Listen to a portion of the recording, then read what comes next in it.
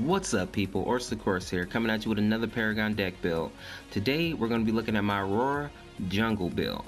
So, Aurora, she's an interesting character because she's definitely a melee character, she's definitely a fighter, but she has some very good spells, some very good caster capabilities, and her spells are going to really help you set up some good kills. So I just want to make a note of that real quick. Now, as we get into the deck build, I go ahead and I start out with the Archmagus. So, like I say, she is a fighter type character. You want her to hit hard. So I'll go with the 60 power, 100% damage bonus. Now, as we get down to the consumables, I keep it very simple. Health potion, just so you can get back that health if you do get into a fight or when you're out farming in jungle. And then 2 strike tokens. So I don't go to ward early on because they're really looking out for me. I'm not really looking out for them. So I go with the 2 strike tokens instead, so that when I catch somebody, I have a little bit of extra damage to try to burst them down, hopefully alongside either my off laner or the carry or whoever's lane I'm trying to gank for. Now, as we get down to the deck proper, I have 3 throwaway cards. The Lazarus Blade is all the way down here, so we'll take a look at this one first, then we'll go back up to the Mad Stones. So the Lazarus Blades, I don't think you need to equip this with fully equip this. So if you don't need the health, go ahead and leave that out. I just put it in there just to fill the gaps. But you don't need to technically equip this to get these bonuses. But the Lazarus Key gives you 50 health, and it gives you plus 15 damage to jungle minions. And what I like even more than that is the basic attack on jungle minions restore 8 health. So those two together are really good, I think. Along with your health potion, really keeps you up in the jungle, but it also helps you farm faster. I like the Beastmaster's Key as well, or the Brawler's Scythe, I should say. But this one gives you back the health and the damage, so I like that. I think that's well worth the extra point. So this card is optional though. If you want to burn through the jungle fairly quickly and keep your health up, I would go with this card. Now, as you go to the other throwaways, we have the Mad Stones Gem. Now let's say you're not going to be farming in the jungle like super often, especially early game.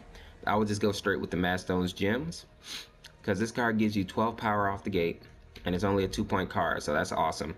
And then I equip this with 3 minor strikes, so it gives me an extra 6 power each, so 18 power. And once you fully upgrade it, you get the 5.5 attack speed, which is yeah. But the 12 power is a big thing. You want cards that give you that big boost of power early on, because that's what's going to help you get those ganks in. You want to be hitting people hard. So I built 2 of these, and they're exactly the same. Now, as we get into the deck proper, we'll start with the Brawler's Ward because it's at top. Even though I'm jungling, I still keep a ward in this deck. When you're doing solo queue especially, not everybody has wards. It seems like a simple thing that everybody would have, they don't. So sometimes it falls on you to make sure your team doesn't get ganked, so that you have some vision on the map. So I usually put my wards right there in mid lane, fairly close. One fairly close towards right lane and one fairly close over by left lane, so that all my whole team basically has vision at least on that middle of the map there. And sometimes that's the best you can do. So I go 6 power, or has 6 power, 30 mana, and then 6 power once you fully upgrade it. And right here I equipped it with 3 minor cast, give me an extra 18 power there. So it just gives you a little bit of damage. The mana is, you know, it's not a big deal, but the power is always nice. I equipped it with 2 Spirit of Rift Hunters, and that's 6 power, 4% crit, and an 8% crit once you fully upgrade it. And I equipped that with 2 major strikes and a major wound, giving me 24 crit and a decent power there. I have a second one. I built it exactly the same, as you can see. Then the next 2 cards are called the Wind Carver's Blade. Now this card gives you 6 power, 5.5 attack speed, and then 12 power once you fully upgrade it.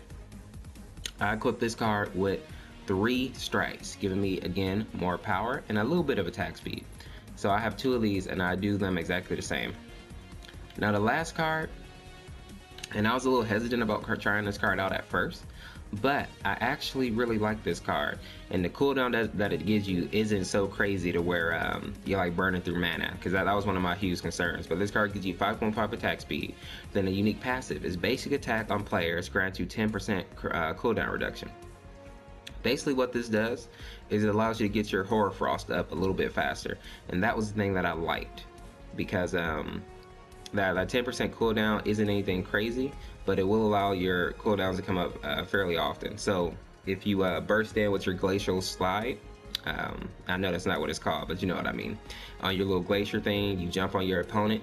This card allows you to get out, you know, a second or two faster. And that's what I like, because sometimes that makes a difference between living and dying. So I've been trying this card out, and it's actually pretty useful. Now, I equip this with a major kinetic and then 2 kinetics. Now, this gives me a good attack speed and a little bit of cooldown reduction. So that's what I'm running so far for my Aurora Jungle deck. I want you to try it out. Tell me what you think. It's been doing well for me, but you know, I want to see what other people think as well. People, if you like this video, make sure to drop a like down there. If you're not subscribed already, please make sure to subscribe. I'm posting videos fairly often, so at least 3 or 4 times a week. So there's always going to be something up for you to watch. Share the video out if you think somebody else would like it. That helps me out a bunch, and you know, it might help them out as well. As always, people, thank you for watching. I appreciate it. This is Orseofkorse.